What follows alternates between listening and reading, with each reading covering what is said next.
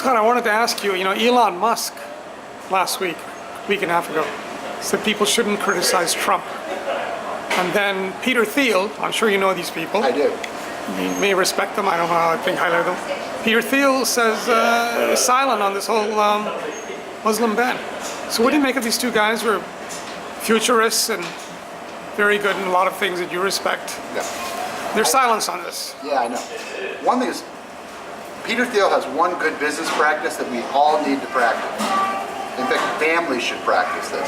Every meeting, he makes everybody write 6-page memo, exactly 6 pages. They have to optimize the 6 pages. Everyone has to read and master it, or they don't get to go into the meeting. His meetings are valuable because you have to prepare for them. All you do in the meeting is achieve achievable consensus. These guys are geniuses. Right. They suffer something called noblesse oblige. They think that stupid people need to be lied to get them to rally behind good options. In other words, like, I have to lie to people about the gold in San Francisco to get them to get out there and farm where there's good weather. I don't believe in lying in an era where people like Elon Musk give us free satellite photos. I don't think the lying strategy is very good. So here's the problem with Donald Trump. A true apprentice, by definition, has two fathers. Their real father, who wisely put them in the care of other men to learn a more appropriate skill. Donald Trump is the pretender. There are no apprentices to one father. This is why we call Jesus the Son of Man, because Jesus had many fathers. I am the apprentice. We are all God's apprentices, and we become that way through the counsel of many fathers. So Peter Thiel and Elon Musk, their job is to kind of colonize space. They get applause. We get to work. But why are they silent on what Trump's doing? Some of the reprehensible things Trump has done. Why are these two guys silent on this? Because leaders are like Siths. That's all. Trump is one man. He was selected by a degenerate population. Right.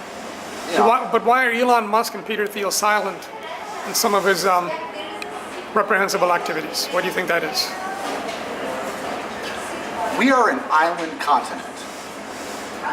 Insofar as we suffer, let us be a good lesson to the rest of the world that does not enjoy island continent status.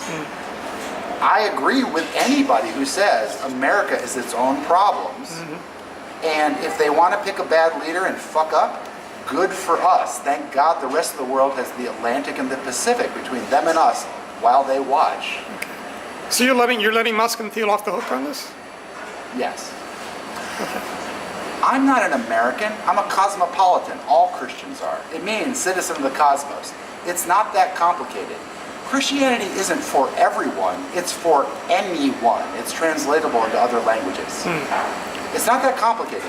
Elon Musk isn't beholden to anyone here. He's not an American. He wasn't born here. No. It's not important. I want to say this. If you think that any fairy dust of merit flakes off a flag onto you and your family, you're an idiot. And you need to get a life. You need to walk out of your home and find new friends. Walk away. But then you have another billionaire, you probably respect what he's done, Jeff Bezos, who goes after Trump every single day with the Washington Post newspaper, which he owns. Why is he doing that and Musk and Thiel are silent? What's the difference between these three guys, billionaires? Three men that you respect, I assume. Listen, I went to Harvard, and I read The Strategy of Conflict and the Evolution of Cooperation, taught to me by one man who now he has a Nobel Prize in Economics, Thomas Schelling. Okay, he's a nuclear theorist. He's not an economist. He's not interested in money. Why did he teach me 2 books with seemingly conflicting sounding titles? And here's why. Any refined debate, its primary function is to shed light on the 90% of consensus about our world that shakes out. Most human beings watching TV and reading comic books, they don't even know about the consensus and refuse to pay attention. These are shadowboxing plays for young boys and girls it just attracts attention so they learn something. Okay. That's it. I'm sorry, newspapers aren't Bibles. Don't treat them like that. Okay. Thanks. Does that help?